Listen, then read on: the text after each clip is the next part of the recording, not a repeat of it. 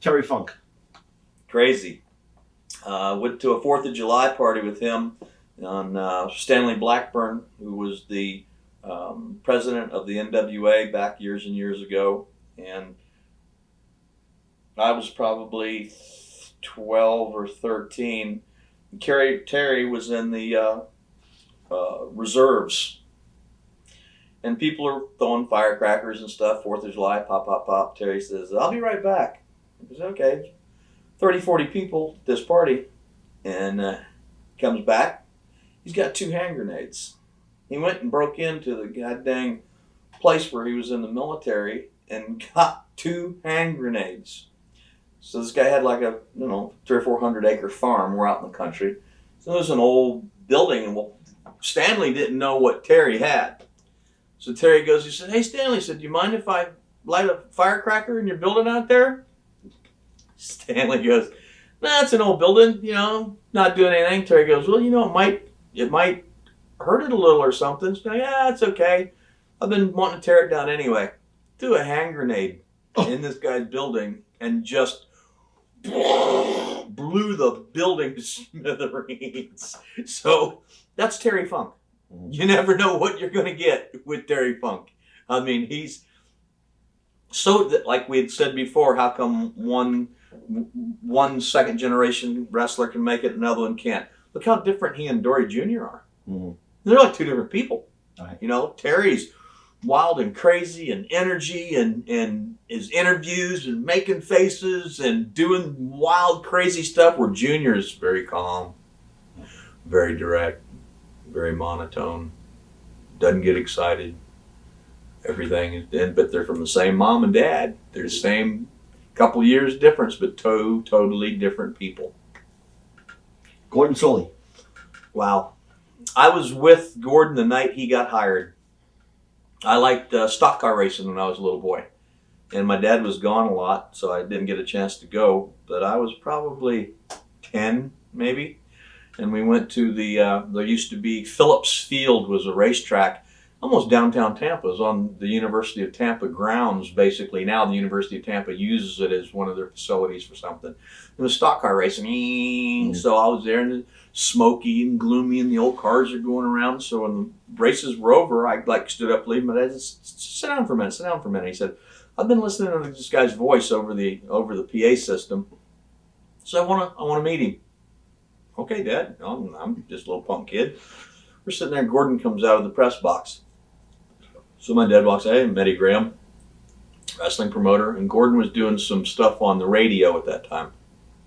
So anyway, Dad asked him, would you be interested in doing wrestling? I said, I love your voice, and if you'll listen to me, I will tell you how I want you to announce and what I want from you and everything. If you'll listen to me, I will teach you how to be a announcer that I want to have on my TV. You've got the voice. I've got the wrestling brain. Do you want to come to work for me? And Gordon said, well, yeah, So Dad took him down, put him in the ring, and he wrist locked him, and he face locked him, and he put him in the figure 4, and he arm barred him, and he put him in every hole imaginable so Gordon could feel where the pain was, what it was doing, how it was squeezing. Was it a hold that would compress your diaphragm and you couldn't breathe? Was it something that you were in continuous pain? And so he worked out with Gordon in the ring a couple times a week for a month. And my dad's theory was, Gordon, if I have a blind wrestling fan at home, I want him to know what's going on in that ring. Mm-hmm. I don't want you talking about, you saw John Doe and Betty walking down the street the other day. I don't want you talking about this over here or that. I want you watch that match and talk about that match. So if I have a blind wrestling fan, he can watch TV and know what's going on. That was my dad's idea and concept of what an announcer was supposed to do. And needless to say, Gordon did it quite well. The best. I mean, he'd probably go down in history as the best wrestling commentator ever. And he'd come to the office one day a week, always park his little Mercedes up on the curb. And he built a big racetrack one time, and he gave me a lighter, like a VIP lighter. I thought that was so cool. When I was in high school, I could get into the stock car races free, But And then his kids, I played. He lived in the same neighborhood we did, and I messed with his. We build model cars, and my mom would take me over and drop them off. I'd spend a day with them, then they'd come over and spend a day with me. And Gordon was a very special guy and helped make wrestling really what it is today. Of course, that's why he was inducted into the Hall of Fame this past March, and he did a lot for the wrestling industry with his voice.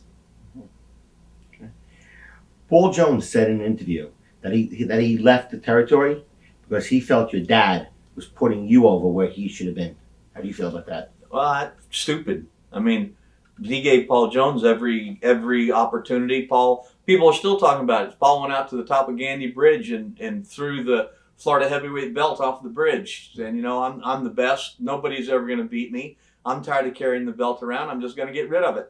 And people were in boats. He had said that he was going to do it. People were in boats down in the water waiting for him to throw the belt, and somebody dove in and actually found the belt and took it home. Really? I mean, he had every push, every opportunity that he could get. So I don't know why he would have said something like that. I mean, because when Paul was there, I mean, I had just started wrestling.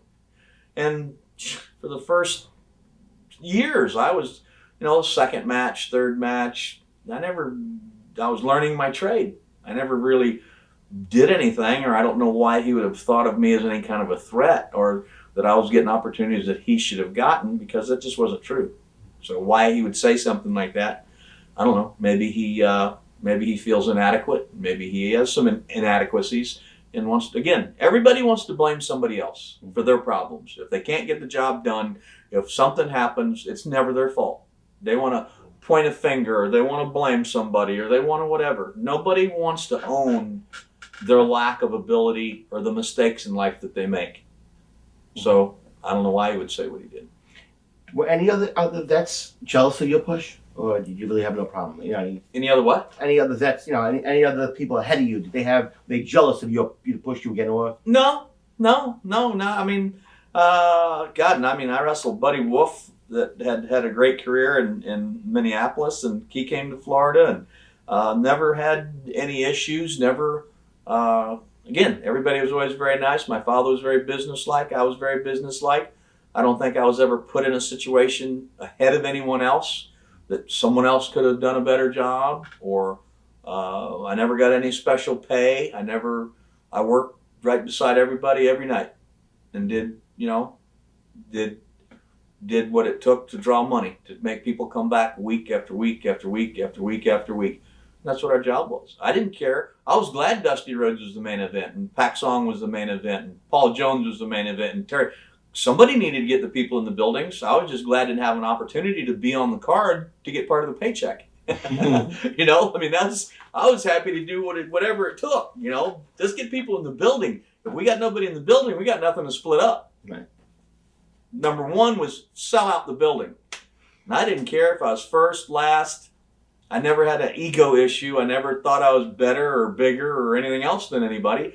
I was just glad to be there. I was glad to have a job, and I loved the wrestling business. I would have done it for free if I would have needed to or whatever, because I loved the wrestling business. Watch thousands of exclusive shoot interviews right now on TitleMatchNetwork.com.